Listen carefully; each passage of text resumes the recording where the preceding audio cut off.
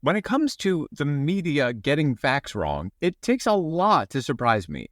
But what we're going to look at today was so blatant, so backward, that I listened to it 4 times just to make sure that that's really what they said. It's something that came to me from a listener. It was from CNN, my old stomping grounds. And probably the most frustrating thing about it is that this lie came in the form of what they were calling a fact check. As an actual fact checker, I can tell you there aren't many things more hypocritical than a news agency saying they're fact checking something and then literally telling you something that is the exact opposite of what's true. Also today, a type of fact check that hadn't even occurred to me.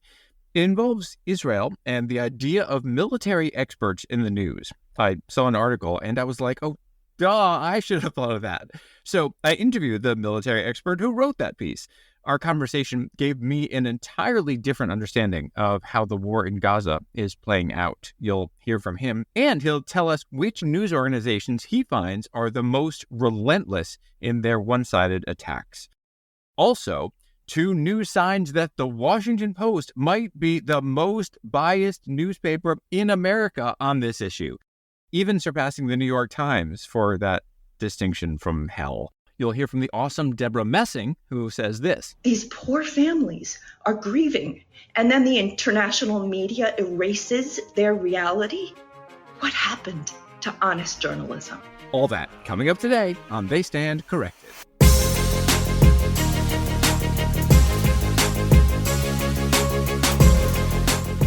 Hi and welcome. I'm Josh Libbs. This is my podcast, They Stand Corrected. I spent 20 years in mainstream media, 10 on NPR and 10 on CNN. On CNN, I was a fact checker on air and online. And I saw through all that how there are so many problems with mainstream media. And the biggest one is that you cannot count on it to only give you fact-checked information. It's turned into this giant open mic night in which people can say all kinds of stuff and nobody makes sure that you're only getting the truth, which means it's not fulfilling the basic role of journalism, as it should, all the time. With each episode, I send out a newsletter, and you can sign up for it. It's all available through the links in the show notes and at my website, joshlevs.com, JOSHLEVS.com. It's free, and some people are supporting this show by becoming paid subscribers to the newsletter. And that is allowing this show to continue to exist. It means so much to have so many of you joining that way. For people who don't want the newsletter but do want to support the show, there's a link through my website where you can make a contribution. It all goes directly to the expenses of They Stand Corrected. People who choose to support the show in any way get preference in having their questions answered on the show. I love hearing from listeners. That leads me into today's topic. The news media should always only give you the truth, but when they say they're giving you a fact check, they should be even more careful about checking their own facts. And all too often, they're not. Here's a message I got from a listener. Hi, Josh. This is Joelle Kaufman from Burlingame, California, and I love They Stand Corrected. It's a highlight of my week every time it comes out because I know I'm going to learn something. You have made me a much more educated consumer of news. When I read CNN's fact-checking of Benjamin Netanyahu's address to Congress, I was amazed because their fact-checking didn't dispute any of his facts. And their references and claims were minimal and weak. I really hope you'll talk about it in an episode. I'm really curious what you think. Thanks, Joelle. I checked out a link that she sent me, and she's right. This fact check that they did was not fact checking. I'll tell you about just a couple of things that were in this segment, and then I'll get to the one that struck me the most because it was an absolute doozy. Do people still say doozy? That sounds like a word that I heard when I was little, but my kids would never say. Whatever. Anyway. This so-called fact check was focused on, as she said, Israeli Prime Minister Benjamin Netanyahu having spoken to Congress. He had given a figure for the amount of aid entering Gaza, 40,000 aid trucks. They didn't actually fact check it. What they did do is quote certain relief agencies saying in general that they felt Israel was not doing enough. And that was just CNN cherry-picking what to focus on, because they ignored something that the U.S. State Department said recently. The Wall Street Journal did report on what the U.S. State Department said in its recent report. We don't currently assess that the Israeli government is prohibiting or otherwise restricting the transport or delivery of U.S. humanitarian assistance, it says. The CNN fact check also did something that I've talked about a bunch on this show. It said that Gaza's Ministry of Health has said 70% of casualties have been women and children. Ugh. Okay, you can hear me discuss this in previous episodes, so I won't rehash all of it. Short version, the Ministry of Health is Hamas, and even Hamas itself is no longer saying that. Hamas dramatically dropped the number of women and children that it's claiming have been killed in the war, but CNN didn't point that out. Instead, they just cited it from the past. Stuff like this filled this so-called fact check. That did not surprise me, unfortunately. But here's the thing that did. Netanyahu, in his speech, cited the work of a military expert at West Point. That military expert's name is John Spencer, and he's written a bunch of articles. He says that even if you go by Hamas's untrustworthy numbers, the ratio of non-combatants to terrorists killed in this war is so low that it is unprecedented in modern warfare. I'll include a link to that in the newsletter. Okay, so CNN reporter Jeremy Diamond tried to throw cold water on that assessment. Here's what Jeremy Diamond said. You talk to any other expert on the conduct of militaries and warfare, including how the United States has carried out its campaigns, and they will all say that Israel has not taken nearly as many precautions as most modern militaries do in warfare in Gaza. What? No. I don't use the word unpack very often. It's overused, but I feel like it applies here. This is like a suitcase stuffed with lies that we just need to pour out all over the floor. There's so much in there that is so wrong. There is always room for subjective analyses of what any military does. Absolutely. But as you know, I'm about looking at facts first, always. Look at what's true. That requires facts plus context. So before we get to opinions, to anything subjective, let's look at what is concrete, objective. He said there that any other expert will say that Israel has not taken nearly as many precautions as most modern militaries.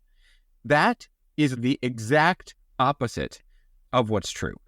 Here's what I did. I looked at which military experts have been interviewed in the news. I don't see anyone saying that. The first handful I reached out to directly. I emailed them. I asked if any of them believe that. So far, none of them have told me that they believe that. And of course they don't. It's wrong. So they wouldn't be experts if they did believe that. One person I reached out to was up for a quick conversation. His name is Cedric Layton, and he is a CNN military analyst. Now, I should tell you this at the top. When I reach out to people fact-checking something, I'll often share what the quote is or the claim is without saying who is saying it or which news agency said it, because I want an honest assessment, and I don't want to get involved in anybody's internal politics. So I did not tell him who made this claim, but I gave him that exact word-for-word claim about modern militaries. And here's something he told me. If you're looking at contemporary militaries or military forces or military-like organizations, very few of them take the precautions that Israel takes or that the United States takes in these situations. So, note to CNN, you said any other military expert would say something? No, your own military expert does not say that. And that's a good thing. Now, Layton tried to be, let's say, charitable about the statement. Like, well, what would count as modern? Is there some other meaning for modern military that could maybe only refer to certain militaries? Here's what I went and did. I looked at how CNN itself has described other current militaries. Here's a clip about Russia. For a modern military like Russia's. And here's something Cedric Layton said about Russia in our conversation.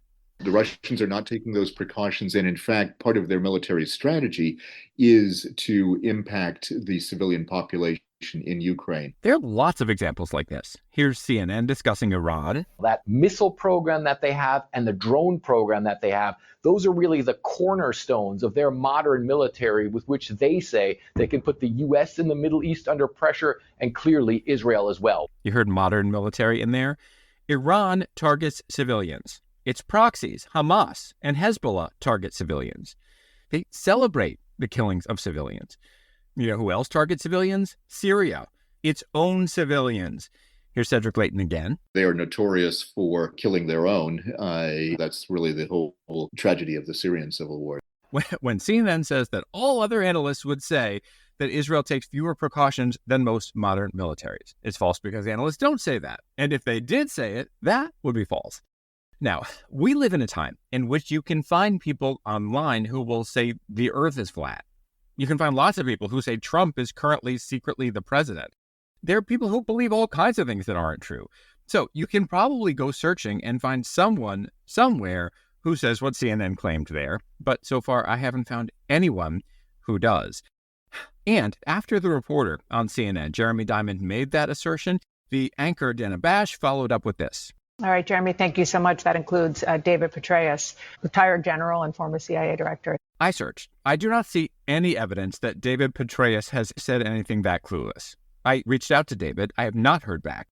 In his case, because he was specifically mentioned in this context on CNN, I told him that I was fact-checking CNN on this. I don't know whether that is a reason I didn't hear back, but sometimes experts don't want to upset news organizations because, they want to keep getting booked. So, in that context, note to CNN, Cedric Leighton seems great. Keep using him. Hopefully he can correct CNN itself when it says these things. There are other questions on which people can get subjective, and I'm going to be telling you about that, including some criticism of the Israeli military that Cedric Leighton had to say. But first, something that people often think is objective, but actually isn't. In discussions of Israel's military response to the October 7th Hamas terrorist massacres, you often hear talk of the kinds of bombs that are sometimes used. You hear the term dumb bombs. These are different from precision-guided munitions. Some people think the number of those being used is somehow an objective statement suggesting that Israel doesn't adequately care for civilians.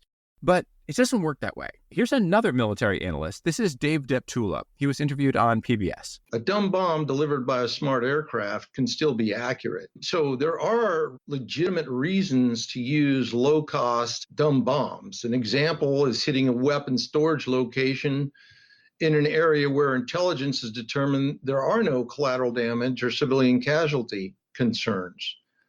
In other cases, there are fleeting targets that don't allow for the process of obtaining coordinates for GPS-guided weapons or obstacles that prevent a laser-guided delivery. So the pilot with a precise delivery system can quickly get to the target and deliver accurately before the opportunity evaporates. The bottom line is I've seen the exquisite care the Israeli Defense Force takes to avoid civilian casualties. They have extraordinarily stringent rules for avoiding collateral damage. And I'm told by a very good source that Israel only uses dumb bombs after they clear an area. You could absolutely find people who say Israel is using too many of those bombs. That is subjective.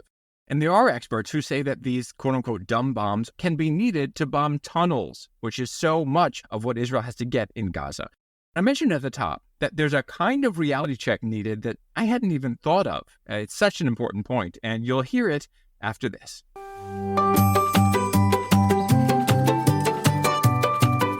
Thank you, MIT45, a leading manufacturer of products containing kratom. Based in Salt Lake City, Utah, MIT45 is known for its extracts, capsules, and raw powders. The company is committed to quality and purity. All MIT45 products meet the MIT45 Gold Seal of Approval, surpassing industry requirements. MIT45 supports athletes, fitness enthusiasts, and those seeking natural wellness solutions. The company is dedicated to advocating for consumer protection and safety on a national level. When it comes to opinions about whether or not Israel is doing as much as it should to protect civilians in Gaza, you can find people with military knowledge who are all over the place.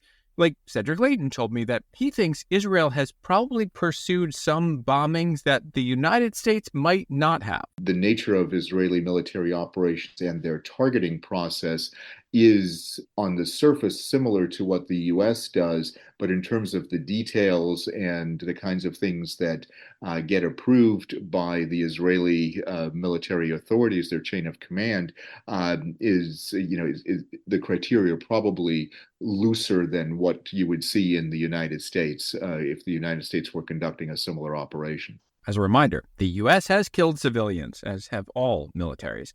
And he pointed out that Israel faces a very different challenge. The Hamas terrorist organization embeds itself in civilian areas and civilian buildings in densely populated areas. I spoke with another analyst, Andrew Fox, who said this. The United States has never fought a war of the nature that Israel is fighting in Gaza. This is not a terror group like ISIS or Al-Qaeda or the Taliban.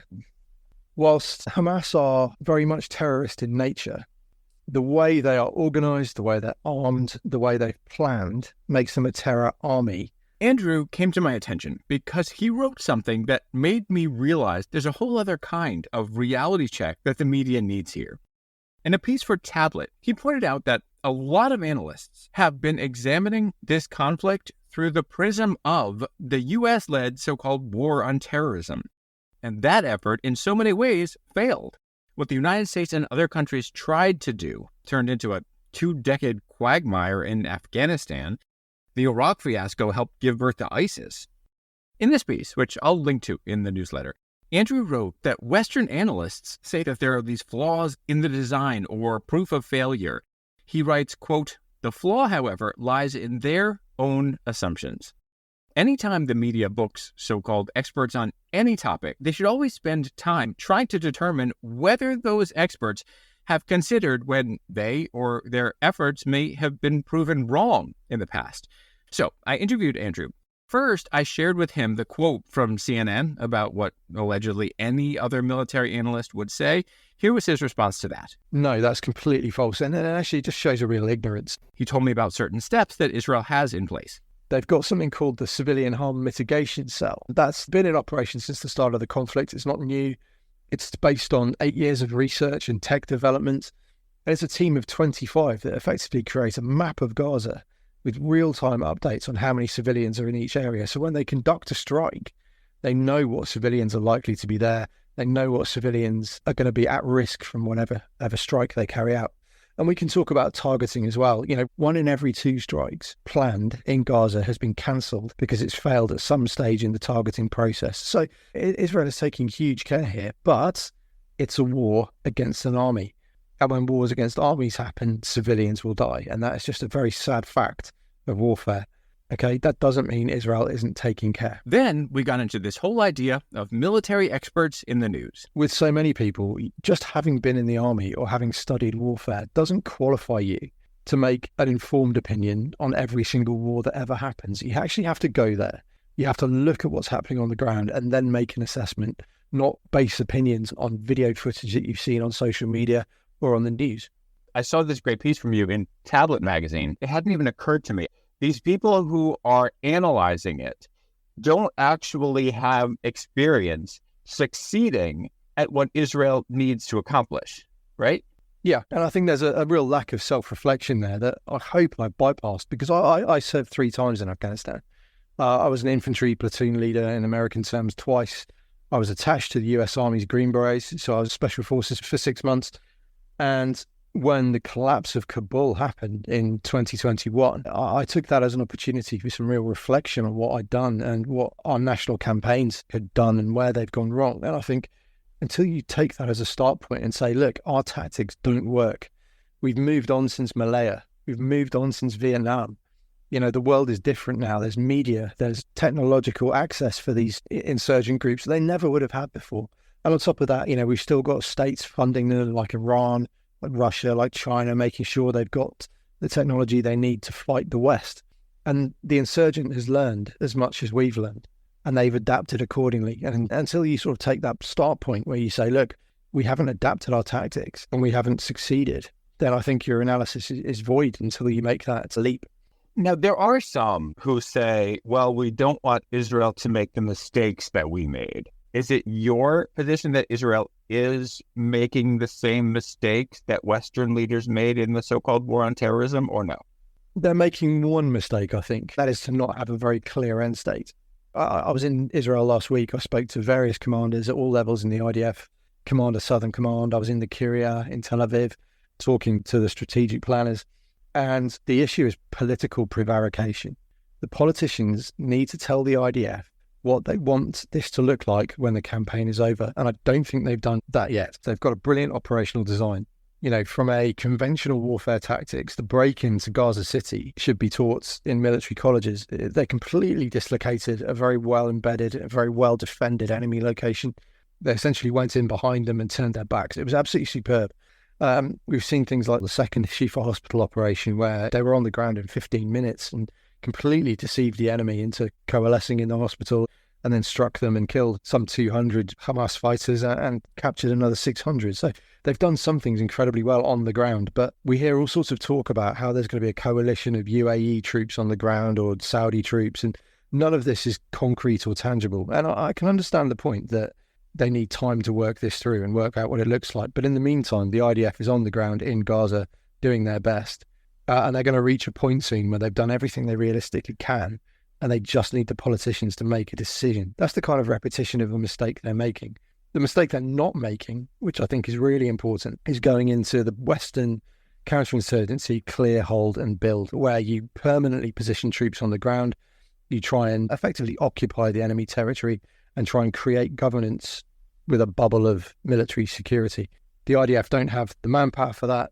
They don't have the resources for that. They don't have the size for that. They very successfully avoided that mistake. And I think that is very much in their favour. And it shows that they have looked at where we went wrong in Iraq and Afghanistan, and they've made a very clear decision that they're not going to do that. Is it possible for you to give me a simple understanding that people who have no military expertise, like me, would be able to understand, that would explain why you make this argument that Israel is succeeding in Gaza? Okay, so we start with the enemy. We start with an enemy that's well armed, well motivated, and dug into tunnels underground, and has an entire networked defense. So they can move around Gaza freely, they can pop up, shoot, disappear again. And that's the problem that the IDF has had to deal with. And what they've done is they've gone for a systematic approach to clearing the enemy's strongholds. So there are three conurbations in the Gaza Strip. There's Gaza City, Khan Yunis, and Rafah. What were those words you used? Conurbation? Conurbation, yeah. So cities, towns, urban areas, if you will. They've cleared each of those sequentially, but what they've not done is try and destroy every enemy there. They've not tried to destroy every bit of infrastructure. They've destroyed what enemy they found, and they've destroyed what infrastructure they've found. And then what they've done is the really clever part, which is where they've withdrawn their forces. So they're not stuck on the ground. They're not immediately 24/7 targets for attacks from the enemy that exploit the fact that they know where you are and you don't know where they are. So they can pop up, shoot at you, mortar you, rocket you, and you can't do anything about it because you are stuck in your bases on the ground. That's what Israel hasn't done. What they've done instead is withdraw from Gaza, and when intelligence, and they have a very good intelligence network, when intelligence suggests that a target is there, then they strike that target using the freedom of movement that they've created for themselves within Gaza. And they're keeping that flexibility where they can just keep hitting Hamas wherever they appear and keep degrading them, reducing their numbers until the point where hopefully their leadership will realise that they A, haven't got any fighters, B, that their tunnel locations aren't safe anymore, and that will then hopefully lead them to negotiate a ceasefire. The one flaw in this plan is that we're assuming logic on the part of Hamas. They've proven from 7th of October that there is a high level of almost psychopathy here. They are not interested in anything but killing Jews and making Israel a less safe country to be in. And so it's really about a matter of whether that line is drawn by Hamas or not, as to whether there's going to be eventually a ceasefire agreement that sees them no longer in charge of the Gaza Strip and no longer able to attack Israel. I've seen people referred to as military experts and analysts saying that Israel is making a mistake by leaving these areas, that it should be, quote unquote, holding them. You're saying, actually, no, this conventional wisdom is a mistake.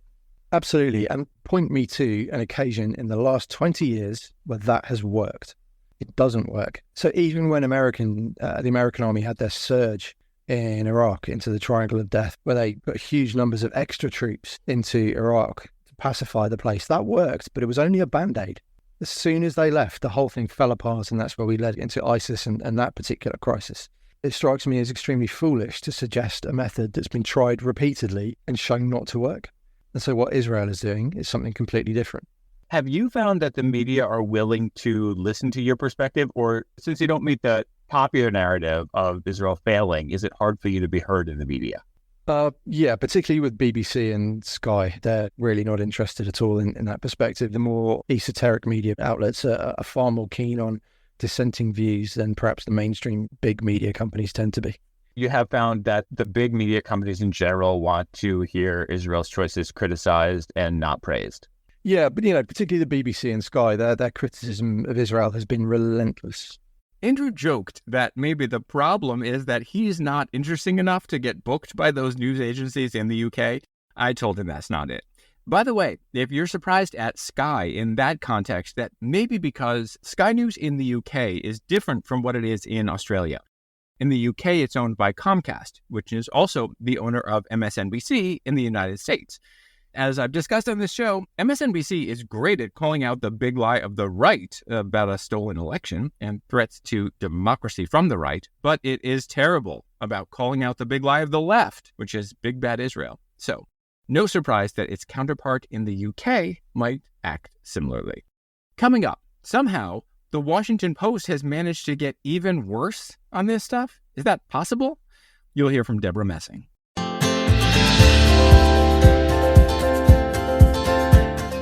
The reviews we're getting are amazing. 5 stars on Apple Podcasts. One of them came from Todd Rogenthien in Austin, Texas, who also sent this message. If you are not listening to They Stand Corrected Weekly, then you are doing yourself a disservice when it comes to understanding the media and the way that the sausage is made. Josh gives you an accurate behind-the-scenes look into the inner workings of the media. I know this because I spent 2 decades working in television news myself. Never before has a podcast like this been so necessary, especially in the current political climate. Josh, keep up the good work, and great job to your team as well. Thanks so much, Todd. Everyone who gives this show a great rating and review on Apple Podcasts or a great rating on Spotify is doing this show a great service. It's free, it only takes a minute, and that is how those algorithms know that they should recommend this show to other people. So, if you want people out there to learn the truth, one of the best things you can do is rate and review on Apple Podcasts and Spotify.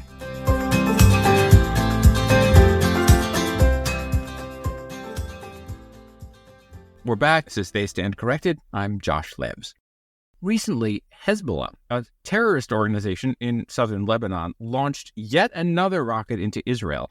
They've launched thousands. This one hit a soccer field where young Israeli children were playing. They were part of the Druze community. 12 kids were killed. Dozens of people were wounded. Here's what the actress and activist Debra Messing pointed out on Instagram. And how did the Washington Post report this terror attack on northern Israel? Alongside a photo of the grieving Druze families? Israel hits Lebanon. What? The international media perverted and twisted the story. BBC, AP, Sky News, all of them spread propaganda directly from the Islamic Republic in Iran and showed abhorrent disrespect for the children and their mourning families. This is unconscionable. These poor families are grieving, and then the international media erases their reality? What happened to honest journalism? Debra has been doing fantastic work using her platforms to call out anti-Semitism, which includes anti-Israel bigotry by definition. What she referred to there was the Washington Post's front page, the big headline. There was this photo of grieving Israeli families, but you would only know that if you looked at the tiny caption. The people at the Post know how this works. Most people who see a paper only see the image of the front page. They see the headline and a picture. If you've been listening to this show, you know that the Post might be the worst of all the U.S. newspapers, maybe even all the U.S. news agencies, the most biased against Israel. And I've explained that several of the people leading the Post's coverage, making the editorial determinations, are former long-term employees of the Qatari government. They spent years working for Qatar's state-owned propaganda network, which is known as Al Jazeera. The Post ended up putting a little note inside the next day's paper saying that their headline and subheadline did not provide adequate context. But the damage was done, and they've done this before. I told you about this in an earlier episode. They had a wildly wrong front-page attack piece against Israel based on lies that they had not even tried to fact-check. Meanwhile, There is an analysis out from the Washington Institute for Near East Policy. They examined 7 major news organizations and their coverage of Gaza across 6 months since the October 7th massacres. They looked specifically at how these news agencies were using anonymous sources. They found that the Washington Post used incomparably more anonymous, unofficial sources to make all kinds of claims about what's going on in Gaza, about Israel, about anything. 72% of all the citations of Gaza-related, unofficial, anonymous sources were from the Post. There are times that you let people speak anonymously, but you're supposed to be very sparing about that and give your audience strong reasons why that individual needed anonymity in that moment. Like if they're under some kind of threat, then you make clear who is threatening them. The Post has been letting anonymous people in Gaza say anything they want for months. So these people cannot be held accountable if they're lying. And they can't be fact-checked if they're talking about their own alleged experience, because there's no way for anyone to know if it's true or not if we don't know who they are. Oh, Washington Post, what has happened to you? You know, in the episode I did recently about how the media should be standing for democracy, I told you that the Post's tagline, which they adopted in 2017, is "Democracy dies in darkness."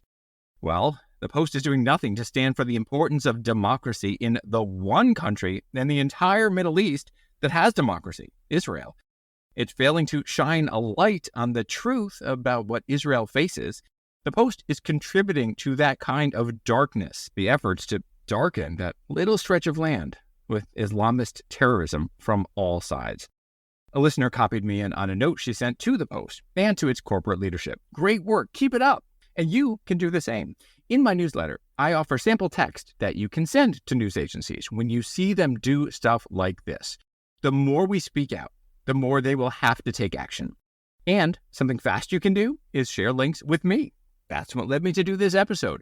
If you choose to be a paid subscriber at the newsletter, then you have access to the comment section. You can send me messages there. If you're not, there is a form you can find through my website, joshlebs.com. It takes you through the process of confirming your email address. All this stuff is designed to make sure that you don't have to deal with haters and spammers and all that. This has been the 18th episode. 18 is a significant number for me and for a lot of people who are part of this tiny group of people that I'm a part of, known in this country as Jewish people, but also known by other terms around the world. In Italian, for example, we are gli ebrei, the Hebrews. Siamo gli ebrei. Anyway, since 18 is a special figure that signifies life, I have made it so that anyone can sign up for an annual subscription right now for a special low figure that involves 18. You'll see if you go to the newsletter, joshlebs.com/newsletter. You'll find all those links in the show notes. Thank you so much for listening. I will see you next week.